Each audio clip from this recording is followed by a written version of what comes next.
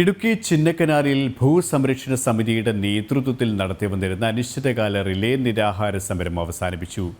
Digital റീസർവേയിൽ കൈവശക്കാരുടെ ഭൂമി ഉൾപ്പെടുത്തേണ്ട എന്ന സർക്കാർ നിലപാട് ഹൈക്കോടതി സ്റ്റേ ചെയ്തതിനെ തുടർന്നാണ് സമരം അവസാനിപ്പിച്ചത്. സർക്കാർ നിലപാട് അനുകൂലമല്ലെങ്കിൽ സമരം വീണ്ടും പുനരാരംഭിക്കും. റീസർവേയിലെ അപാകതകൾ ഉൾപ്പെടെ വിവിധ ഭൂവിഷയങ്ങൾ പരിഹരിക്കണമെന്നാവശ്യപ്പെട്ട് 2 മാസമായി ചിന്നക്കനാൽ നിവാസികൾ സിംഗുകണ്ടത്ത് നടത്തിവന്ന സമരമാണ് താൽക്കാലികമായി അവസാനിപ്പിച്ചത്.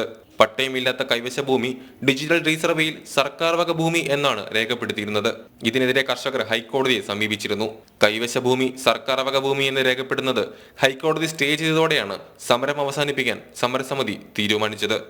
ഈ ഡിജിറ്റൽ സർവേ സംബന്ധിച്ച് ജനങ്ങൾക്ക് വളരെ ആശങ്കാപരമായ ഒരു പരിപാടിയായിരുന്നു. അത് ഡിജിറ്റൽ സർവേ നടക്കുമ്പോൾ ആളുകളുടെ പേരിൻ്റെ സ്ഥാനത്ത് പട്ടയില്ലാത്ത ഭൂമിയാണെങ്കിൽ സർക്കാർ ഭൂമി എന്നും പറഞ്ഞ് രേഖപ്പെടുത്തിയായിരുന്നു സർക്കാരിൻ്റെ ആ കോളത്തിൽ പൂരിപ്പിക്കേണ്ടത്. അതിനെതിരായിട്ടാണ് ഒരു പൊതുപ്രവർത്തനം എന്ന നിലയിലും സമരസമിതിയുടെ പേരിൽ ഞങ്ങൾ കേസിന് കക്ഷി ചേർത്ത് പോവുകയും ചെയ്തത്. അതിന് താൽക്കാലികമായിട്ട് 2 മാസത്തിന് സ്റ്റേ അനുവദിച്ചിട്ടുണ്ട്. അതുകൊണ്ടാണ് ഈ സമരം അവസാനിപ്പിച്ചിരിക്കുന്നത്. തുടർ നടപടികളായിട്ട് ഇനി ഇതിന് തീരുമാനം 2 മാസത്തിനിടയിൽ തീരുമാനം അനുസരിച്ച് തുടർ സമരങ്ങളും ഉണ്ടാവും, അല്ലെങ്കിൽ നിയമപരമായിട്ട് മുമ്പോട്ട് പോകാൻ തന്നെയാണ് തീരുമാനം. 61 ദിവസം നാട്ടുകാർ ചിന്നക്കനാൽ സിംഗുകണ്ടത്ത് റിലേ നിരാഹാര സമരം നടത്തി. വിവിധ രാഷ്ട്രീയ പാർട്ടി പ്രതിനിധികളും നേതാക്കളും വലിയ പിന്തുണ നൽകിപ്പോയെങ്കിലും ഇവർക്കുതകുന്ന സഹായങ്ങളൊന്നും തന്നെ ഉണ്ടായില്ല.